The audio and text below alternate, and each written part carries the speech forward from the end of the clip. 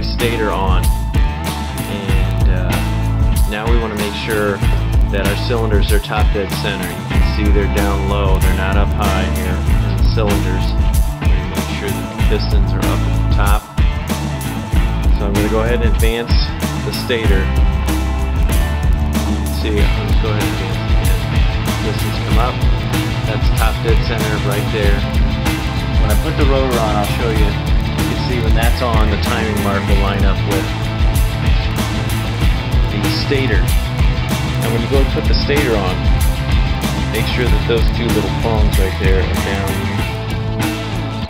down low. If they're hanging out, they're sticking out like that at an angle, and you go to put this thing, chances are they're not going to sit back down in there.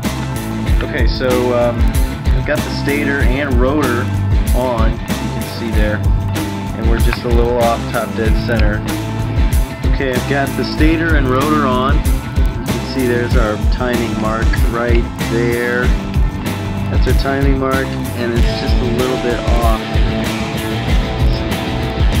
That's top dead center. I've got my hand chain all the way to the link that I need it to be at.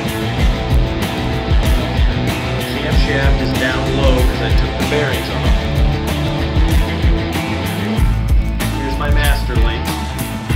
Just going to go ahead and add this. These are just zip ties. On like so.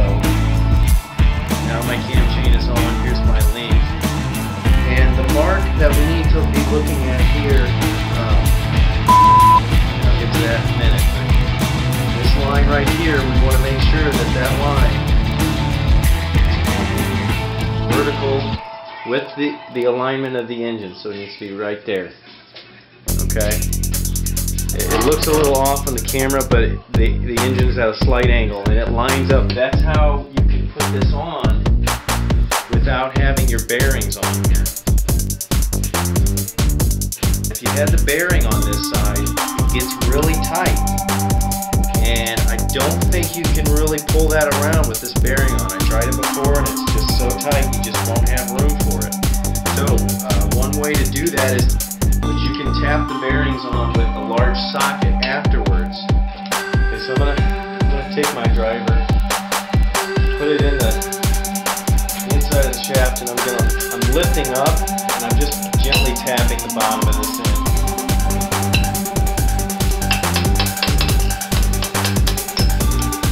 This needs to be on the side of that. This one's already on this side. I tried to use a rope earlier to pull it up, and it just didn't work. I've got a 1 1/4 socket, and I'm going to use that to just tap it around the very edge. Just tapping it along the outside, moving it in there until it's on the way off.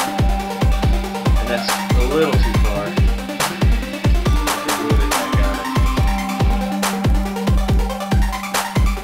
Okay, so one bearing's on, I got to slide the other one on here. Just go along the outside of it.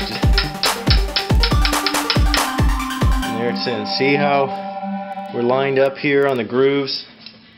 There's little notches. You don't want the bearings to go in any further than that.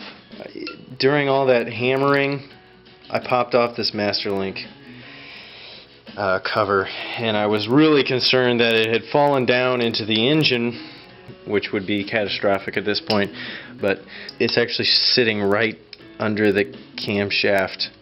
I got so lucky, it's just sitting right under there. So one thing to do maybe when you're doing this, put a piece of tape over this link just so that doesn't pop off, and double check your lines. Always, before you hammer this link on, double check all your lines. You're confident that you're top dead center and you're ready to go before you hammer that link down.